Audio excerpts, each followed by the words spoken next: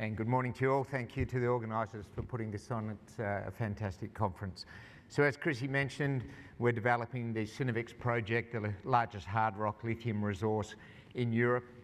It's in the Czech Republic, a historic underground tin mine that actually was mined for tin for somewhere near 600 years, ending in the late 70s. So a long history of mining in the region, obviously the usual disclaimer. But as we mentioned, it is a fully integrated project, so our end product is not a concentrate. We're going all the way through to battery-grade chemical. We have produced both lithium hydroxide and lithium carbonate in our test work at battery-grade standards, and that'll be sold directly into the EU EV market, which is obviously growing very quickly.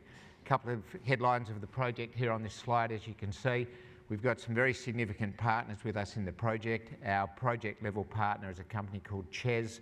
It's the Czech national power utility. They own all of the grid, or the power grid, but in Czech Republic, all of the EV charging stations, but they also have significant green energy assets as well, solar power, wind power, etc. Very handy partner for us in country. We've got a formal relationship with the European Union via the European Institute of Innovation and Technology, EIT. The EBRD, the European Bank for Reconstruction and Development, is a shareholder of European Metals, and I'll talk about that a little more in a couple of slides' time. And DRA Global are finishing our definitive feasibility study at the moment, which we hope to get out to the market very soon. The project does have very good ESG credentials. We are re-entering a historic underground mine, which clearly is a lot easier than starting from scratch and trying to break new ground. ESG credentials very important everywhere in the world, but in particular in Europe, in the EU. I mentioned the EBRD. So the EBRD was established post-war to help Central and Eastern Europe to rebuild. They've had a very strong commitment in the Czech Republic, as you can see there, have committed over 1.4 billion euros to reconstruction in the area. They are a relatively small shareholder of European Metals, but they stand with us to help develop the project going forward. They are also very well connected with the European Investment Bank, the EIB, and there's plenty of public statements from both of those organisations about their willingness to help fund the energy transition in Europe. The EU itself, fully committed to sustainability, fully committed to building a battery industry, and fully committed to an EV future.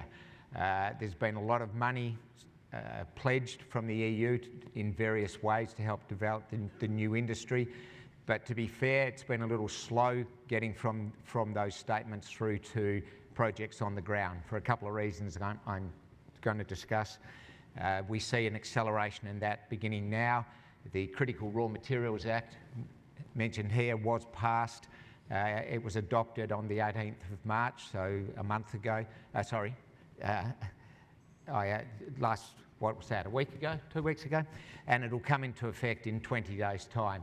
So the key tenets of the CRMA, from our point of view, is effectively it will help speed up the permitting process in Europe, which is slow, and make more funding available to projects like ours.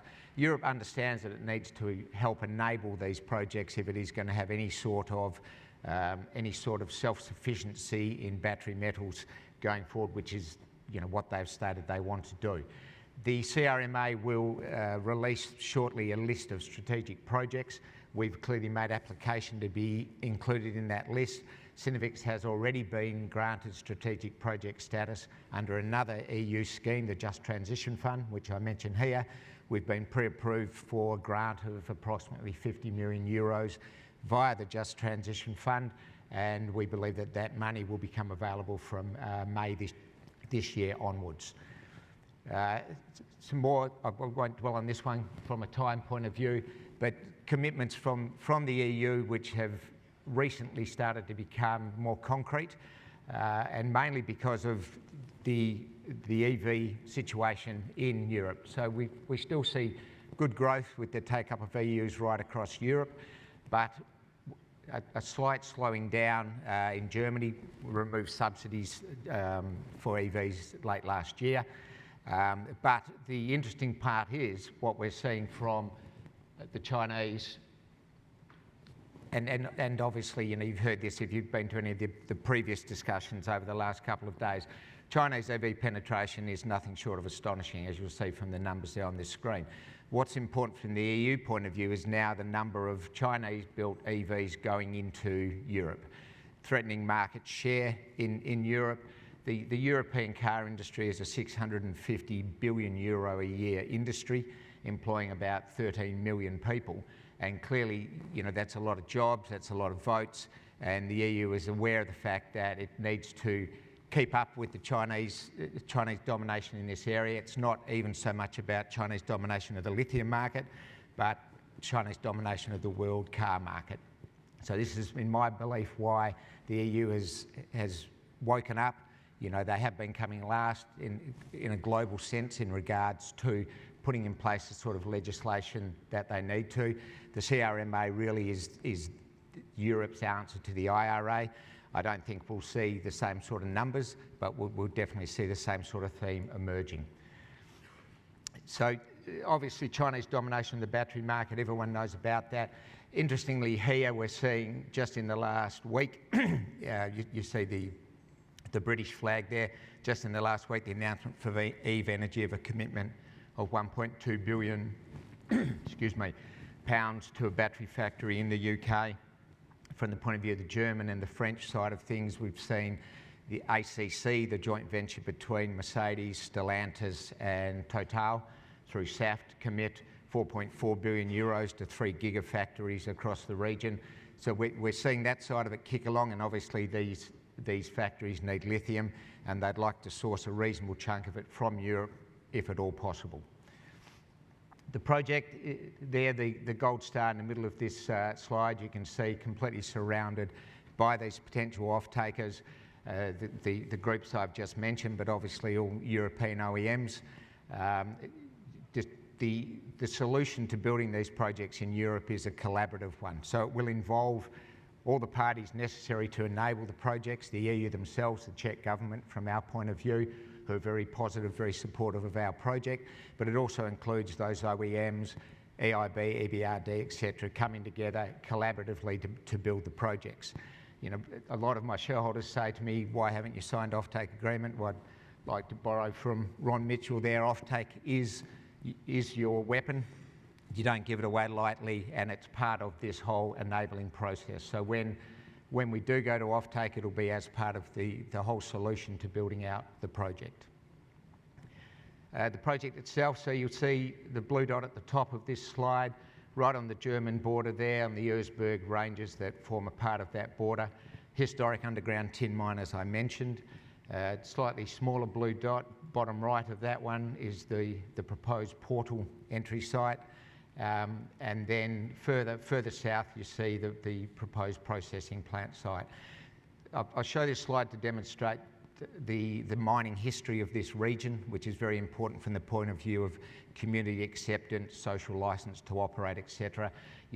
Those are historic coal pits in the region, many of which obviously remain unrehabilitated at this point in time. Part of our plan is to use a significant portion of our tailings to help rehabilitate some of these historic coal pits, most of which are owned by our project level partner CHES, and all of these go towards assisting us with our ESG credentials in the region. Cinovich is a very large lithium resource. I mentioned at the top, largest hard rock resource in Europe. I show this slide just to demonstrate what percentage of that Cinovich actually represents. And this is important from the point of view of long-term security of supply, but it's also very important from the point of view of attracting the attention of the EU, of the EIB, etc., because of the proportion of the potential supply that Cinovich can deliver into what's a very rapidly growing demand scenario in the region. We produced through a fairly simple or relatively simple process, very high grade lithium carbonate. I hope to be able to put up a slide on lithium hydroxide that looks like this next week when we've completed that test work, and believe we can. Maintaining the ability to produce both of those two battery chemicals is important for us. Both are required in Europe. The carbonate scenario is becoming increasingly important, but both chemicals are very much in demand in the region, and keeping the optionality on what we end up producing as the end product is important to us. For those interested, this is the flow sheet, or a simplification of the flow sheet, demonstrating the ability to produce both of those chemicals I just mentioned.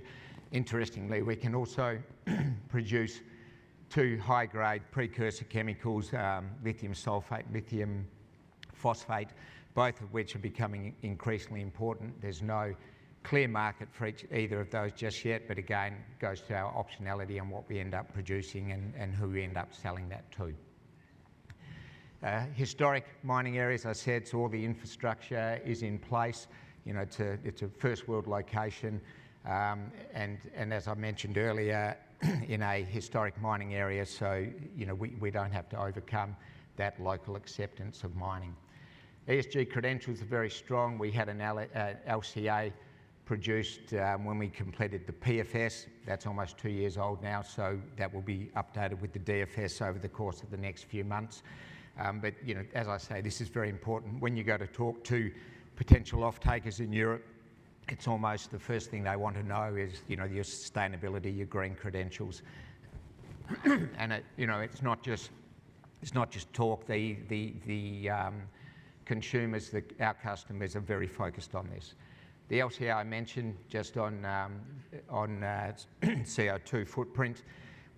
You see the two bars there of Synovitz. The second is with the use of green energy for the project. CEZ, as I mentioned, is the power utility in the Czech Republic. They have committed to delivering green energy to the project, so it gives us a very low GWP. The project is also rated very favourably with regards to water usage and acidification, so again, very high ESG credentials. The board management team that we've put together, we've managed to recruit a couple of key industry people out of other projects around the world, and it's very, very handy doing that, because obviously, you know, there isn't an enormous amount of lithium experience in the world. It's still a relatively new industry, but this is the EMH team, and that's strongly augmented by our project level partner CEZ, who employs something like 35,000 people in the Czech Republic, many of whom we get to tap into at very low cost to us. So going forward, the bottom half of this slide, I think it's the important part to focus on. So those strategic partner discussions are well underway. As I say, it will be a collaborative approach involving all the necessary people to enable a project like this, which will lead into the final permitting. It is slow, but that'll speed up with the advent of the CRMA, slow by global standards. The completion of the DFS, the pilot program. So we've completed the pilot program for lithium carbonate. We have those samples ready to pass on to potential offtake partners, and the hydroxide part of it will be completed very shortly. And at the bottom there, very importantly, Synovitz being such a large resource, our phase 1 production is a shade under 30,000 tonnes per annum of battery-grade hydroxide, or the carbonate equivalent. That's a relatively small production profile for such a large resource.